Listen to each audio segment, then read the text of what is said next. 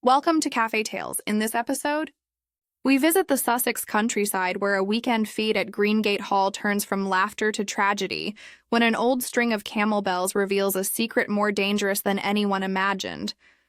This mystery is inspired by the intelligence of Agatha Christie's world, yet written entirely in our own voice, weaving new deceit into the familiar grace of her timeless stories. If you enjoyed this episode, please give this video a like and share it with fellow mystery lovers. Before we begin, tell me where you're tuning in from and how's the weather down there. I always read your comments and truly enjoy hearing from you. Now, as always, grab a coffee, stay curious, and let's get started. The Threads of Timbuktu Chapter 1. The Bells of Greengate. The motor car turned between stone gateposts and onto a drive lined with copper beeches. Superintendent Battle sat in the passenger seat. His large frame settled comfortably against the leather upholstery, his eyes taking in the Sussex landscape with the mild interest of a man on holiday. Chief Constable Narracott handled the wheel with the confidence of someone who knew these roads well. "Appreciate you coming down, Battle. I know it's irregular. Happy to have the fresh air. Lady Aurelia is a good woman. Means well. But this weekend—" Narracott hesitated. "Something about it sits wrong." "Can't put my finger on it," Battle said nothing. He had learned long ago that silence invited confidence more effectively than questions. "She's hosting this fête for her charity, the Saharan Schools Fund. Very worthy. But the centerpiece is a string of camel bells she's bought from some dealer, allegedly from Timbuktu, allegedly encoding a secret caravan route to gold." Narracott's tone made clear his opinion of such romance. "She's invited half the county and a foreign prince to boot. I'd feel easier knowing you were there, just as a guest, you understand." Of course, Greengate Hall rose before them, a crenellated country house of warm stone against the green sweep of the South Downs.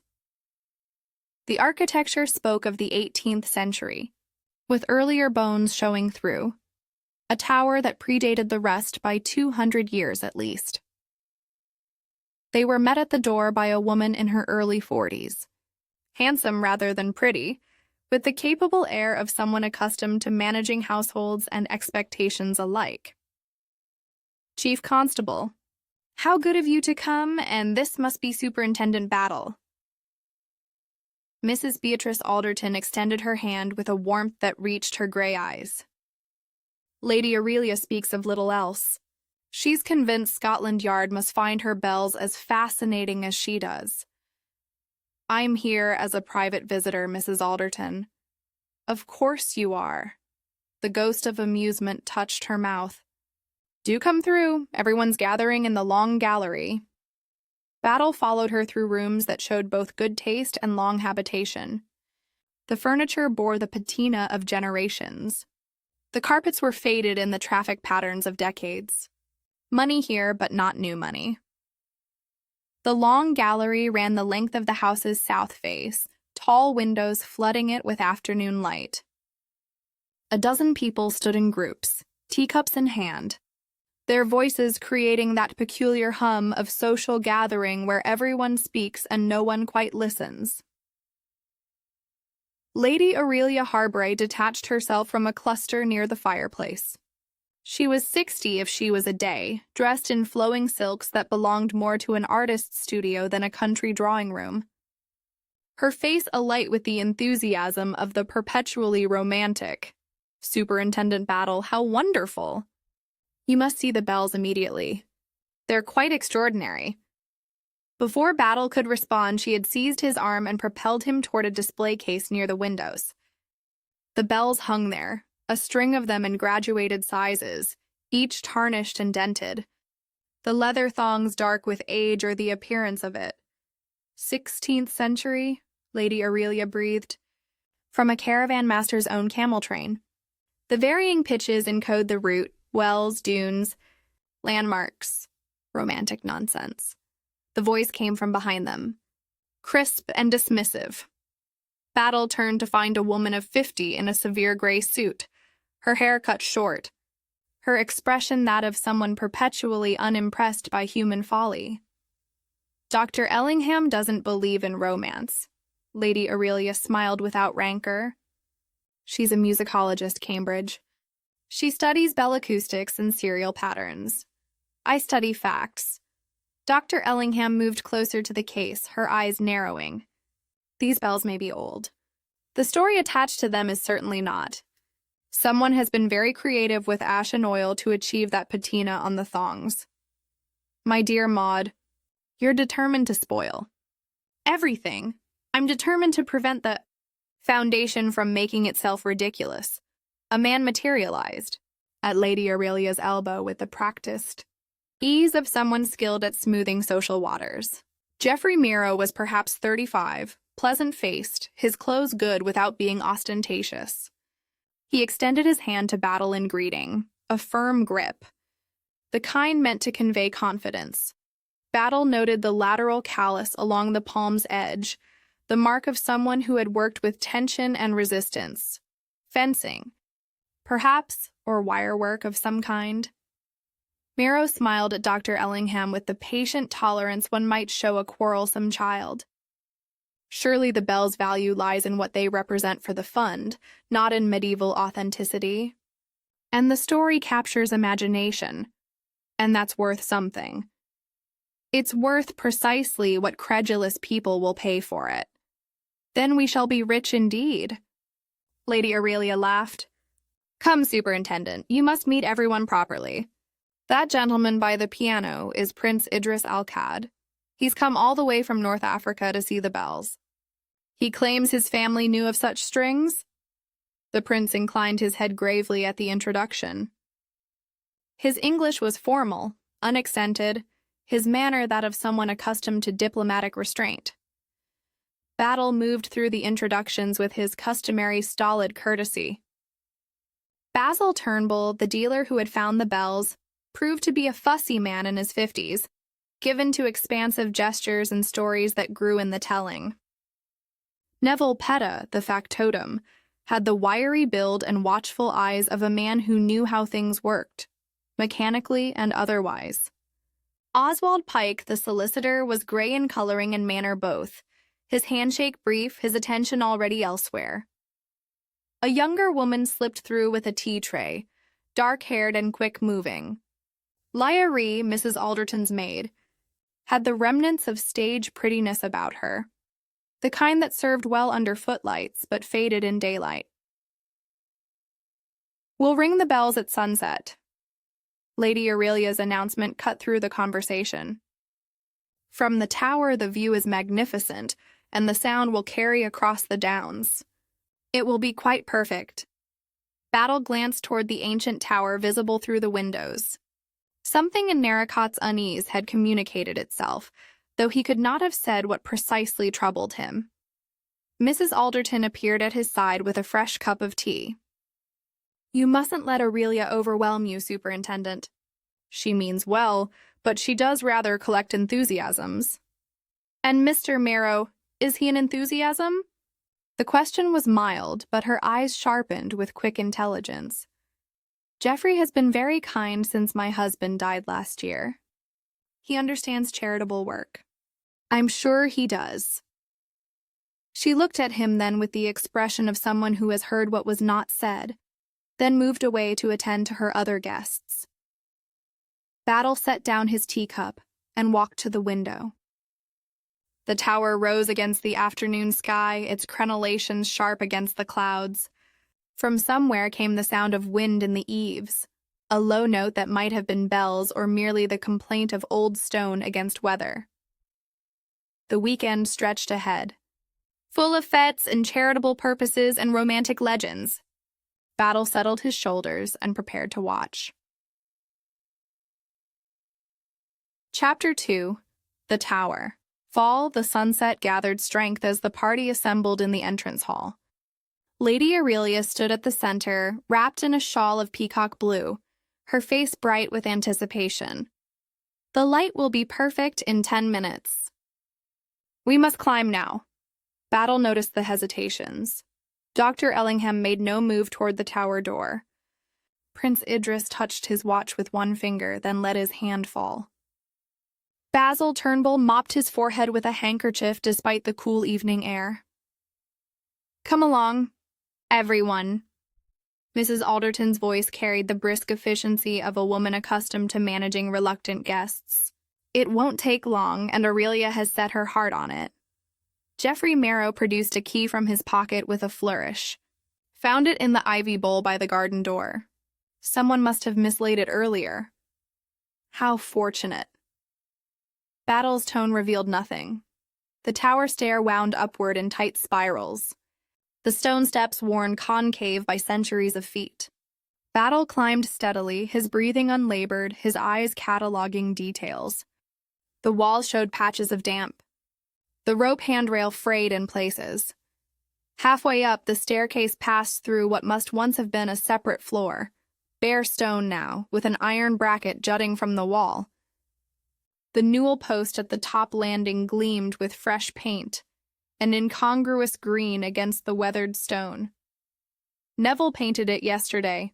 Mrs. Alderton touched the post lightly, testing for tackiness. "He's been working his way through all the woodwork. The sea air corrodes everything." The tower roof opened to the sky, a square platform enclosed by crenellated walls waist-high.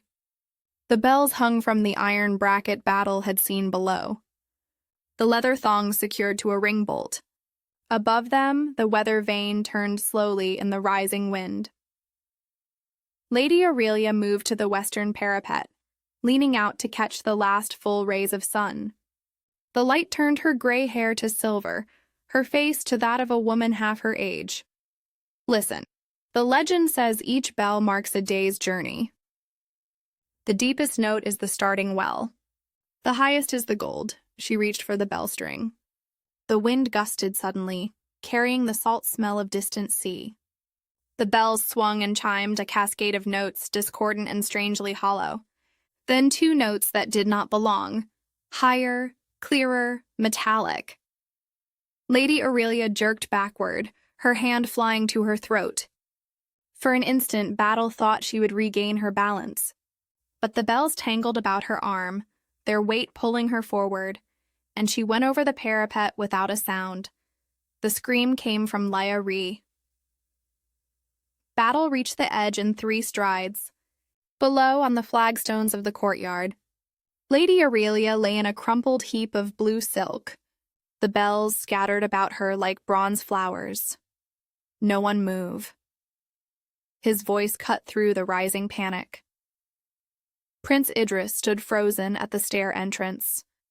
Dr. Ellingham gripped the opposite parapet, her face gray. Basil Turnbull made small whimpering sounds. Geoffrey Marrow had his arm around Mrs. Alderton, who stood rigid and pale but composed. "Petta," Battle's voice carried down the stair. "Telephone for a doctor and the police. No one is to approach the body." He turned back to the tower roof, his eyes moving methodically across the space. The bells hung empty now, their strings swaying in the wind. The weather vane rotated with a faint squeak. The green-painted newel showed a scuff mark, a small flake of paint clinging to one of the bell thongs where they lay coiled on the stone. "An accident." Mrs. Alderton's voice held steady. She leaned too far.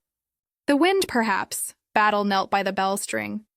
Near where it attached to the bracket, a strand of black thread wrapped tight around the leather. He touched it with one finger. Strong thread, the kind used for heavy mending. He looked up at the weather vane bracket above. A groove marked the metal where something had rubbed, shallow but distinct. "We should go down," Geoffrey Marrow spoke quietly. "There's nothing to be done up here." In a moment, Battle moved to the parapet where Lady Aurelia had stood. The stone showed no marks, no disturbance. But when he looked over, he saw what the others had missed. A small fragment of champagne cork wire caught in a crack 2 feet below the edge, as though something had snagged there and pulled free. The doctor arrived as they descended. Battle stood back while the examination proceeded, his face expressionless. Dr. Marchman straightened after several minutes, his mouth set in a grim line. Neck broken. Death would have been immediate, accidental. I see no evidence otherwise. But the doctor's tone suggested reservations he would not voice publicly. Chief Constable Narracott appeared half an hour later, his face troubled. He drew Battle aside into the library, where the evening shadows gathered thick. "Tell me." Battle related what he had observed. The phantom notes. The scuff on the newel, the thread and wire, the groove on the weather vane bracket. Narracott listened without interruption. "You think it wasn't an accident?" "I think the bells made sounds they shouldn't have made. I think several small details form a pattern, though I don't yet see what pattern." The household. Mrs. Alderton insists the fête continue tomorrow in subdued form. The guests are shocked but cooperative. Mr. Marrow has been particularly solicitous. And your instinct? Battle was silent for a moment, looking out at the tower darkening against the last light. Someone knew where that key would be found. Someone painted that newel yesterday, though the rest of the woodwork remains undone. Someone had access to strong thread and wire. You'll stay? Yes. Narracott nodded once and departed. Battle returned to the long gallery where the guests had gathered in small, uneasy clusters. Lya Rhee sat apart, her face blotched with tears, her hands twisted in her lap. On the table beside her stood her work basket, open. Battle saw the usual contents: needles, scissors, spools of ordinary thread. But when she rose to fetch a handkerchief, he glimpsed what lay beneath: a length of black thread, heavy gauge, several pieces of cork wire twisted together, both pushed hastily to the bottom as though hidden. Mrs. Alderton moved through the room, her composure remarkable, offering tea and brandy in quiet words. Geoffrey Marrow remained at her side, his presence unobtrusive but constant. Battle accepted a cup he did not want and watched. The tower stood beyond the windows, a darker mass against the dark sky. Somewhere in its stones lay the answer to two notes that should not have sounded to a fall that might not have been a fall. He sipped the lukewarm tea and prepared for a long night. Chapter 3, The Cipher of Greed Saturday. Morning broke gray and close, the kind of weather that pressed down on the spirits. Battle found Mrs. Alderton in the morning room, already dressed, her face showing the strain of a sleepless night. The fête will proceed at 11 tomorrow. Aurelia would have wanted it. Her fingers pleated the edge of her napkin. The foundation matters. The children matter. Very sensible. Geoffrey thinks I'm mad. He suggested canceling everything, returning the guests' donations, closing the house for mourning. She looked up. But that would mean her death accomplished nothing. I won't have that. Battle accepted coffee from the sideboard and took the chair opposite. Through the window, he watched Peta directing two men as they erected a striped canopy on the south lawn. Dr. Ellingham spoke to me last night. Mrs. Alderton stopped, began again. She was furious about her lecture being cut from the program. Aurelia thought the cipher demonstration would be too academic for the patrons. What cipher? The bells. Dr. Ellingham claimed she had decoded the sequence. She said it spelled something, though she wouldn't tell me what. She planned to present her findings this afternoon in the music room. Battle set down his cup. Where is Dr. Ellingham now? Preparing her materials. I assume she requisitioned the music room at 9 this morning. The fête unfolded with the determined gaiety of an event that must succeed despite circumstances. Patrons arrived, offered condolences, examined the displays of photographs and maps showing the Saharan schools. Prince Idris stood beside the bell case, answering questions with grave courtesy. Basil Turnbull worked the crowd with the practiced ease of a man who knew the value of a tragedy for drawing attention.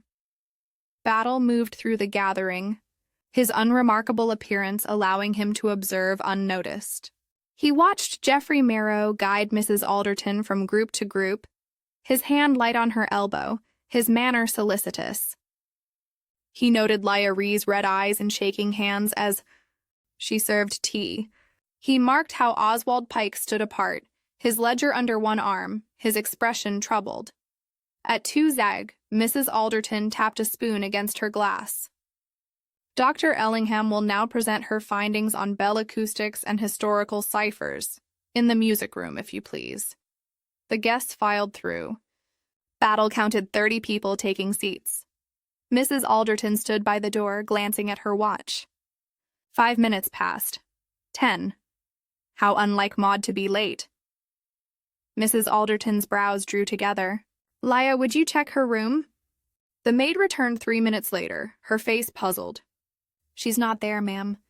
Her papers are spread on the bed, but... The music room. Perhaps she might have gone ahead. But the music room stood empty. Chairs arranged. The piano silent. Mrs. Alderton moved to the curtains that screened the small stage at the room's far end. Maud? She pulled the curtain aside. Her gasp brought Battle across the room in 4 strides. Dr. Ellingham lay behind the heavy velvet. Her body twisted, her face purpled, a thin wire buried in the flesh of her throat. Beside her, a metronome ticked with mechanical indifference, its brass arms swinging in perfect rhythm. Battle knelt, checked for pulse, though he knew what he would find, then rose and closed the curtain. Everyone out. Mrs. Alderton, telephone constable Narracott. No one leaves the house. The room emptied in shocked silence. Battle remained, examining the scene with methodical care. The wire had been removed. Only the deep groove in Dr. Ellingham's neck showed where it had been. The metronome's base showed a small smear of something sticky. Resin, perhaps? He touched it with one finger, sniffed. Yes, resin. Dr. Ellingham's handbag lay nearby. Battle opened it. No notes about bell ciphers, no papers at all beyond a train schedule and a receipt from a Cambridge music shop. But in the outside pocket, a fragment of paper torn roughly, the corner of a larger sheet. On it, in Dr. Ellingham's angular hand, greed, not gold, the acrostic. The rest was missing. Narracott arrived within the hour, his face grim. Twice in 24 hours. This is no accident, Battle. No. What do you need? Time to speak with each person separately, and I need to know where. Everyone was between 1:30 and 2 hour. The interrogations proceeded through the afternoon. Prince Idris had been in the Folly practicing calligraphy. The vicar confirmed it, having brought him reference materials. Basil Turnbull was on the lawn, witnessed by a dozen patrons. Peta had been directing the canopy removal. Lya Ree was in the kitchen helping cook. Geoffrey Marrow had escorted Mrs. Alderton to her room at 1:45. She had asked for 20 minutes alone. He had waited in the corridor, he said, until she emerged at 2:10. You saw no one else? No one. Marrow's face showed appropriate distress. This is terrible. Poor Dr. Ellingham, she could be abrasive, but she claimed to have decoded something in the bells. Yes, Aurelia mentioned it. Marrow spread his hands. Academic rivalry, perhaps? She and Prince Idris disagreed about the bell's authenticity. Battle made no response. He dismissed Marrow and turned his attention to the metronome. The resin puzzled him. Where had it come from? He walked to Peta's workshop behind the stables, examined the shelves. Tallow for woodwork. Oil for hinges, no resin. Back in the house, he found Oswald Pike in the library staring at a folder of papers. Superintendent, I need to speak with you. It's about the Foundation Trust. Go on. Lady Aurelia was to sign an amended deed this weekend. It altered the succession of trustees. Without her signature, control passes to the continuing trustee named in the current deed. Pike's hands trembled. I only discovered this morning who it is. Mrs. Alderton added an amendment last year during her bereavement. She named Mr. Marrow. Yes, Pike's voice dropped. If Lady Aurelia died before signing the new deed, Mr. Marrow gained substantial control over Foundation assets and expenditures. Not ownership, but management. The power to direct funds, approve purchases, set valuations, and the bells would be sold at whatever valuation Mr. Marrow and the board accepted. With Lady Aurelia gone and Mrs. Alderton grieving, Pike stopped. I may be speaking out of turn. You're being prudent. Battle left him and climbed to his room. From the window he watched the lawn below. Geoffrey Marrow stood talking with Basil Turnbull, their heads close together. As Battle watched, Turnbull shook his head violently and walked away. Marrow stood alone, his pleasant face unreadable at this distance. Battle turned and examined the notes he had made, the thread in Lia's basket, the scuff on the painted newel, the groove on the weather vane bracket, the missing wire, the resin, Dr. Ellingham's torn note about greed, the trust amendment, pieces of a pattern, but the pattern remained obscured. He needed one more piece, something that would make the whole picture clear. He descended to the music room. The metronome still ticked, a sound that grated on the nerves. He bent to examine its base more closely. There, pressed into the resin, a minute shaving of green paint. Chapter 4. The third wire battle woke at 4 Sunday morning to the sound of running footsteps in the corridor. He pulled on his dressing gown and opened the door as Peta thundered past, his face white. The tower! Mr. Pike! Battle followed at a run. The tower door stood open, lamplight spilling onto the flags. At the base of the stair, Oswald Pike lay crumpled, his head at an unnatural angle, blood seeping from a gash above his temple. Found him 2 minutes ago. Peta's voice shook. I heard a cry. Came to look. Battle knelt beside Pike. A pulse beat faint and erratic beneath his fingers. Pike's eyes fluttered, focused with difficulty. Line. The word came as a whisper. Below. Then consciousness fled. Battle straightened as Geoffrey Marrow appeared at the door, Mrs. Alderton behind him. What's happened? We heard. Marrow stopped, taking in the scene. Good God! Telephone for Dr. Marchman, quickly. Mrs. Alderton moved past him, her face set. She bent over Pike, felt for his pulse, then looked up at Battle. He's alive, but barely. What was he doing here? That's what I intend to discover.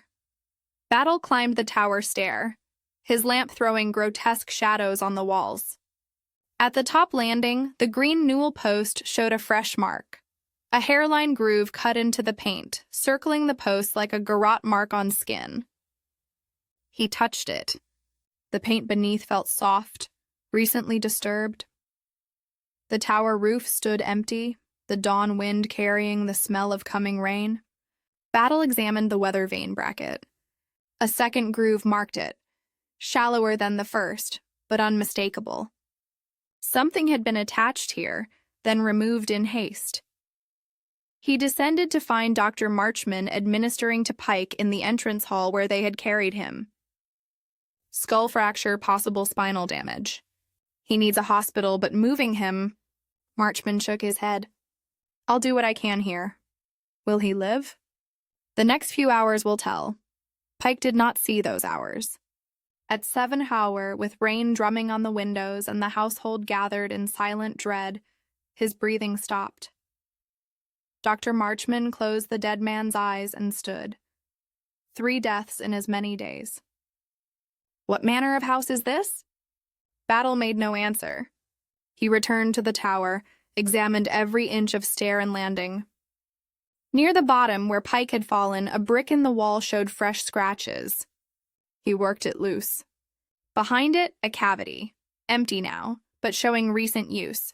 Dust disturbed, mortar crumbled. In Peta's workshop, he found a file with brick dust on its teeth. On the workbench, a coil of thin wire that might have been piano wire, or might have been something more sinister. Peta stood in the doorway, his face haggard. That's not mine. I used tallow for joints, not resin. I work with rope and chain, not wire. When did you last inventory your tools? Friday morning, before the guests arrived. And this wire wasn't here then? I'd swear to it. Battle lifted the coil. Beneath it, caught in the rough wood, a thread of crimson. He held it to the light, silk, finely woven, the kind used in metal ribbons or expensive trim. He walked to the house and found Lyra in the servants' hall, her hands wrapped around a cup of tea she did not drink. Miss Rhee, Mr. Marrow has spoken with you about the tower. What did he ask? Her eyes widened with fear. I can't. This is murder 3 times over. You will tell me what you know. The words came in a rush. He asked if the weather vane shaft ran inside the tower. If thread would catch on fresh paint. If I knew where Mrs. Alderton kept her keys. She pressed her hands to her face. I thought he was being curious. He smiled so nicely. I never thought, when was this? Thursday evening, before you all arrived? Battle left her and sought out Narracott, who had arrived within an hour of Pike's death. They closeted themselves in the library. 3 murders, the same method each time. Wire, remotely controlled, designed to look accidental or at least untraceable. Battle spread his notes across the desk. Lady Aurelia opposed changing the trust arrangement. She planned to sign new papers that would have given her full control and eliminated the continuing trustee provision. Pike was bringing those papers to her Saturday morning, but she died Friday night precisely. With her death unsigned, Geoffrey Marrow becomes continuing trustee. He gains control over foundation expenditures, valuations, purchases. Dr. Ellingham decoded the Bell cipher, not treasure, but fraud, an acrostic spelling greed. She was killed before she could present her findings, and Pike discovered the trust clause. Confronted Marrow, perhaps, or threatened to take the matter to authorities. Battle tapped the file before him. Pike's papers show Marrow positioned himself carefully. The trust amendment was signed by Mrs. Alderton last year during her bereavement when she was vulnerable. Marrow suggested Basil Turnbull locate bells with romantic provenance. Turnbull fabricated their history for a price and a share of proceeds. Can you prove it? Not yet, but I will. Battle spent the afternoon reconstructing movements. Geoffrey Marrow had been everywhere and nowhere, present when needed, absent when convenient.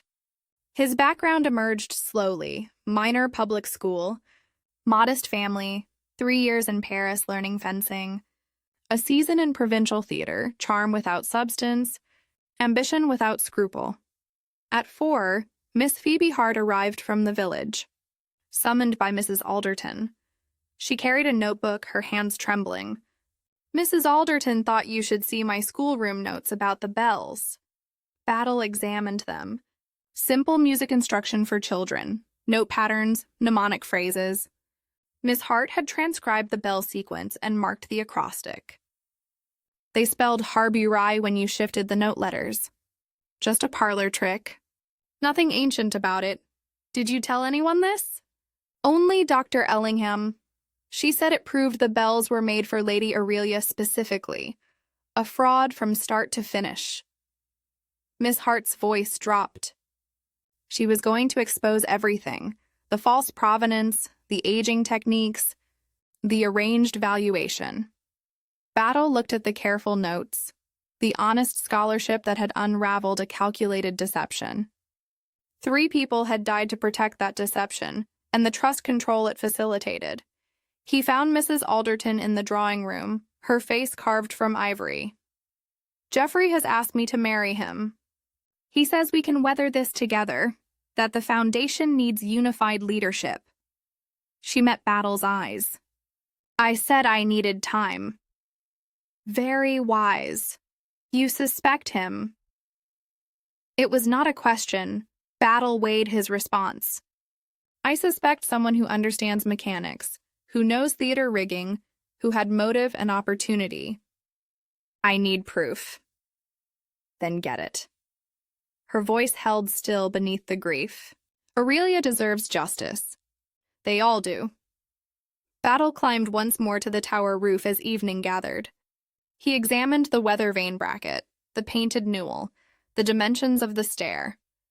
A mechanism that could be rigged and triggered from below. Wire that would slice or pull. Phantom notes to mask the sound of murder. Elegant, clever, and damning once demonstrated, he smiled without humor and descended to set his trap. Chapter 5. The Demonstration.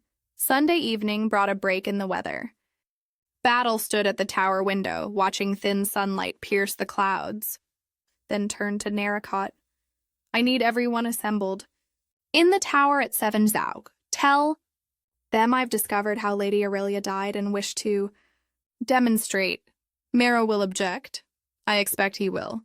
At 6 Dines, Battle climbed to the tower roof with Peta. The factotum carried a coil of wire, his face grim with understanding. You want it rigged as it was Friday? Exactly as it was. Can you do it? Peta examined the weather vane bracket, the descent to the landing, the green newel post. His hands moved with the confidence of long practice, threading wire through grooves, securing it at angles that made it nearly invisible. Dust the newel with chalk. Battle handed him the powder.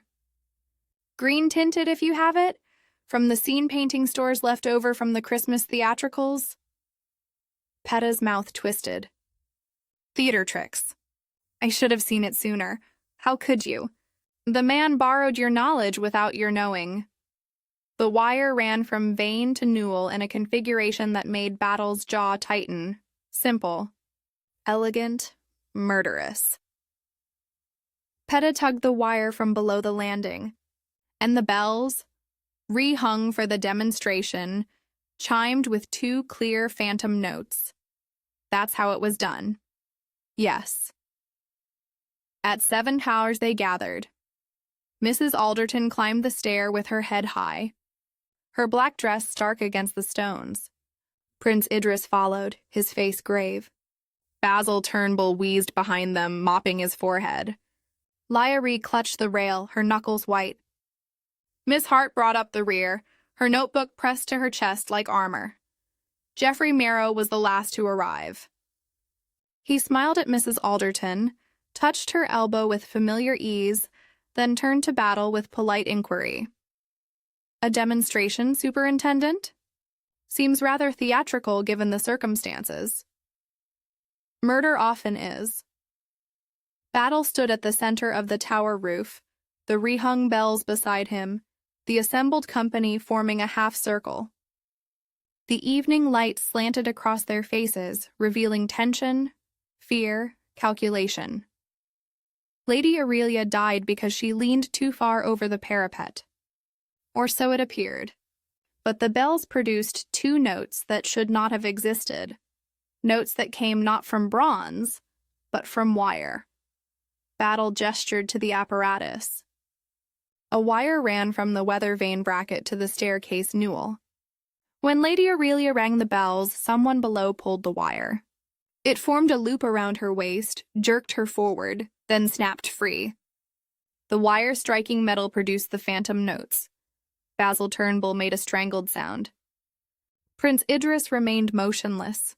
Mrs. Alderton's face showed nothing. Elaborate, Marrow observed. His tone remained pleasant. But wouldn't such a wire be noticed? Not if the newel had been freshly painted. The paint would obscure the fixing points. A scuff on that paint appeared Friday evening, and a flake of green paint clung to the bell thong. Battle walked to the parapet. Dr. Ellingham discovered the bells were fraudulent, an acrostic spelling the harbor name, proof they were manufactured specifically for this scheme. She was strangled with similar wire. A metronome placed beside her to mask sounds and provide an alibi mechanism. Resin on that metronome matched resin used for gripping wire under tension. A shaving of green paint was pressed into the resin, paint from this tower. Circumstantial. But Marrow's voice had lost its warmth. Oswald Pike discovered that with Lady Aurelia's death unsigned, a continuing trustee gained control of Foundation assets. The trustee could approve valuations, direct sales, manage substantial sums. Pike threatened to expose this arrangement. He died of a fall that showed a second wire groove on the newel, a desperate repetition of the first murder. Battle turned to face Marrow directly. "You positioned yourself carefully, Mr. Marrow. You suggested Mrs. Alderton add a continuing trustee provision during her grief. You connected Lady Aurelia with Basil Turnbull, who fabricated the Bell's provenance for a share of proceeds. You learned theater rigging techniques during your season in provincial playhouses. You fenced in Paris. Wire tension leaves distinctive calluses." He held up his hand, showing the lateral mark. "You have the same callus. I observed it Friday. Fencing is hardly evidence of murder.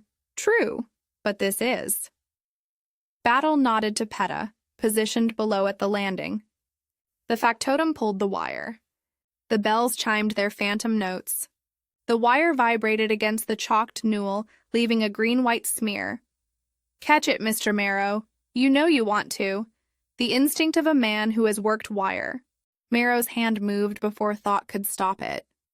His fingers closed on the vibrating line, and when he pulled them back, green-tinted chalk marked them like accusation. Battle produced a small box from his pocket. "Your fencing medal, found in Petta's workshop where you hid the wire. Crimson ribbon frayed. Crimson silk fibers were discovered in the wire coil hidden in Leia's basket. Fibers you used to bind your apparatus." He opened a second envelope. "The trust amendment signed by Mrs. Alderton last year naming you continuing trustee. Oswald Pike's notes show you drafted the language yourself. With Lady Aurelia dead before signing new papers, you gained control. The bells could be sold at Turnbull's inflated valuation. The proceeds split quietly. The foundation's funds directed as you saw fit." Marrow stood frozen, his chalk-marked fingers held before him like evidence incarnate. The pleasant mask had cracked, showing the calculation beneath. Beatrice signed willingly. "She needed help managing the estate. I provided it. You provided murder." Mrs. Alderton's voice cut like wire. 3 times over, for money and position and the illusion of indispensability. "You would have married me. We could have built something together. I would have married a murderer." She turned away. "I will testify against you." Marrow looked at his marked hands, at the assembled faces, at the tower that had been his instrument 3 times. Something in his posture shifted, the confidence draining, the charm evaporating, leaving only a man who had calculated poorly and lost completely. She was going to withdraw everything, years of work, of positioning, of patience, gone because she developed scruples about provenance. His voice held a terrible flatness.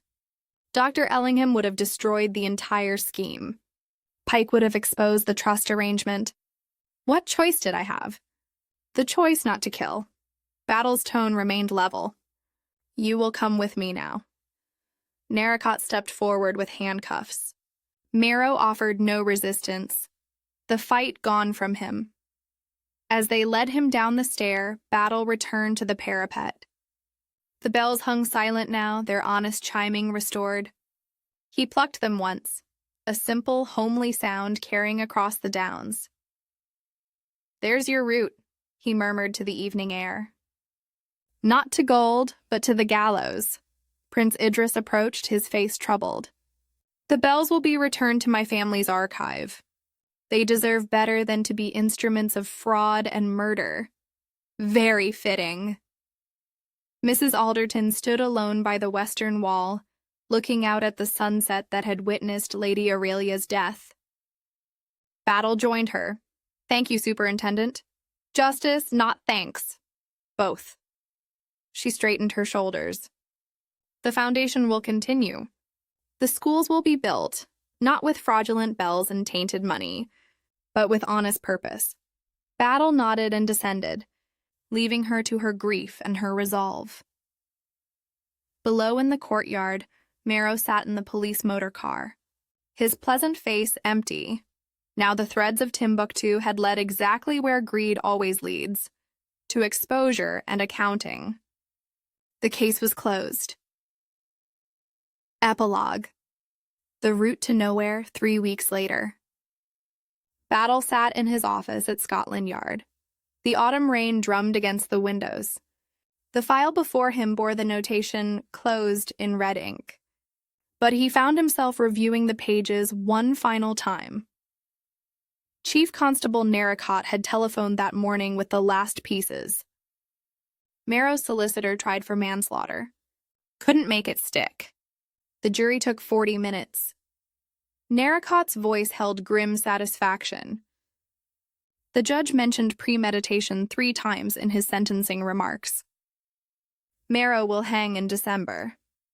Battle made a notation and closed the file. The mechanics of the case remained remarkable in their cold ingenuity, wire, and paint and borrowed theater craft transformed into instruments of death. 3 murders committed in full view of witnesses, each designed to appear as accident or untraceable crime. The first murder had required the most preparation. Marrow had repainted the newel post himself Thursday evening, claiming helpfulness while actually obscuring the wire attachment points. He had mislaid the tower key, then found it at the crucial moment, an old confidence trick, establishing him as the last to handle it. When Lady Aurelia rang the bells at sunset, Marrow positioned himself on the landing below, ostensibly admiring the view. A single hard pull on the concealed wire jerked her forward. The loop snapped free as designed, leaving only tangled bells to suggest she had caught herself awkwardly while falling. The phantom notes had been unplanned, a flaw in execution that Battle's trained ear had caught. The wire striking the bracket had produced sounds that did not belong. A small detail. But small details build cases. Dr. Ellingham's murder had shown Marrow's adaptability. When she decoded the cipher and threatened exposure, he acted swiftly. The metronome demonstrated particular cunning, set ticking at a tempo that matched normal walking pace. It provided him an alibi mechanism. He could throttle Ellingham behind the curtain, start the metronome, and reappear in the corridor precisely when the ticking rhythm suggested he should. Witnesses would place him away from the music room at the crucial moment, their sense of time aligned to the mechanical beat. The resin on the metronome base had been his mistake, transferred from his hands after gripping the wire. Resin, improvised, essential for rapid strangulation, but that resin, matched to the weather vane groove, connected both murders indisputably. Pike's death had been desperation. The solicitor had discovered the trust clause and confronted Marrow Saturday night. Marrow, knowing exposure was imminent, rigged a hasty version of his tower mechanism. But Pike fought, and the wire pulled loose, leaving the second groove on the newel that proved repetition. Pike's dying words, line below, had pointed directly to the murder method, though he lacked breath to say more. "I am." Knock, interrupted Battle's thoughts. His secretary entered with tea and a letter. "This arrived by afternoon post, sir, from Sussex." Battle opened the envelope. Mrs. Beatrice Alderton's handwriting remained firm despite circumstance. "Dear Superintendent Battle, I write to inform you that the Harbury Foundation continues under new trustees.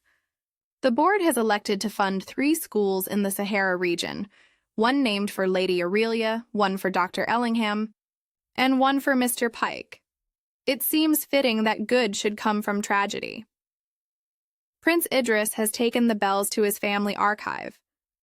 Before removing them, he confirmed what Miss Hart suspected. They were manufactured in Birmingham 18 months ago, aged artificially and seeded with a cipher obvious enough to intrigue but simple enough to decode. A merchant's trick, as he called it. Mr. Turnbull has made full restitution and accepted a position cataloging for a provincial museum. His days of creative provenance are finished. Lyra has gone to help Miss Hart with the village school. She proves surprisingly good with the younger children, and the work has steadied her. As for myself, I have returned to London and taken rooms in Bloomsbury. Greengate Hall holds too many ghosts. I have let it to a family from Manchester who know nothing of bells or towers, or men who smile while calculating murder. I think often of Geoffrey's words. What choice did I have? He had every choice. He chose position over principle, money over morality, and murder over honesty. 3 good people died because he fancied himself entitled to what he had not earned. Thank you for seeing what others missed. The phantom notes, the painted newel, the threads that bound the whole together. Justice. As you said, not thanks, but you have both. Respectfully, Beatrice Alderton Battle folded the letter and filed it with the case papers. The threads of Timbuktu had indeed led nowhere. No ancient gold, no caravan secrets, no mystical ciphers, only human greed dressed in romantic legend, and a clever man's belief that he could manipulate others without consequence. The real cipher had been simpler than any encoded in bells. Money and control, and the murderous lengths some would travel to secure both. Battle had seen it before. He would see it again. He rose and walked to the window. London spread below, gray and vast, full of lives intersecting and diverging, full of secrets and schemes, and the occasional murder that required patient, methodical unraveling. Somewhere in that city, another clever person was planning another clever crime, confident they would not be caught. Battle permitted himself a small, grim smile. Cleverness was common. Wisdom was rare. The clever ones always believed their schemes infallible, their methods untraceable. They always left threads. Battle returned to his desk and opened the next file, a matter in Kensington. Suspicious death, respectable household, details that did not quite align. He settled his reading glasses and began. The work continued. It always did. In Sussex, Greengate Hall stood empty under autumn skies, its tower pointing toward clouds that knew no secrets. The weather vane turned in the wind, unmarked now, its grooves smoothed away by Petta's careful file. The newel post had been repainted again, this time an honest blue. The bells were gone, but on quiet evenings when the wind came from the sea, the tower still sang. Not with phantom notes or fraudulent ciphers, but with the simple sound of air through stone, an honest sound, speaking of time and weather, and the endurance of things built truly. The threads of Timbuktu had led exactly where greed always leads, to exposure, judgment, and the gallows. 3 lives had been wasted, 1 soul corrupted beyond redemption, and all for control of funds and false bells, and the delusion that murder could be committed without accounting. Battle had provided that accounting. The scales balanced again as they must. Justice, not vengeance. Truth, not triumph. He closed the Kensington file and reached for his hat. Evening had arrived and home called. Tomorrow would bring new cases, new puzzles, new threads to unravel. Tonight there was tea and his wife's sensible conversation, and the ordinary peace of a man who had done his work well. The rest was silence. Thank you for listening to The Threads of Timbuktu, here on Cafe Tales. Superintendent Battle reminds us that even the simplest treasures can hide the most dangerous motives, and the truth, once unraveled, can never be neatly tied again. If you enjoyed tonight's mystery, please subscribe for more detective tales and share this story with fellow lovers of intrigue.